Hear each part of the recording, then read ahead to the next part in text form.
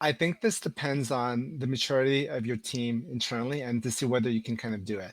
So what an external group can help you do is they'll be unbiased and then they can help you look at it and help you steer the conversations toward what's your business objective. I think number one that you need to be is what you need to have awareness of what are you trying to do as a business.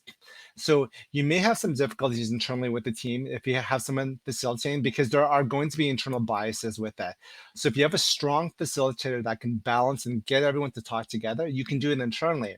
But in an instance where everyone has a strong opinion and they want to be involved with it, then having a third party external group come in can be very beneficial to get you that awareness so that Hmm. you can identify this is the problem that we're trying to solve.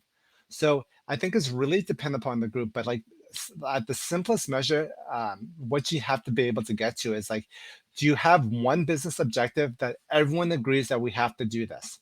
If you can get that and you understand what is it that we're going to have for deliverable, how do we measure that? If you can get that on your own, then by all means do it. But if you can't get that where you can't have that conversation and everyone has a different idea, this is when I think it's good to have a third party facilitator come in because they have no bias, they have no ulterior motives on trying to measure something. So Hmm. when we did this with physicians, it's very beneficial because then when they can see the bigger picture, because we were external, and then we can get them to see it. For Hmm. some of the different companies I've worked with, when there's a lot of system issues and then there's three or four parties involved, having someone internal, they always thought there's some sort of a bias. So when having a third party in there, then it's fine. So I think it's really dependent upon the size of the company and what you're trying to achieve. If you have a small group, you may be able to do it just on your own and say, okay, this is what we're going to measure. Everyone agrees to it. You may need some assistance with the process. And then once you learn it, it comes very common sense with you.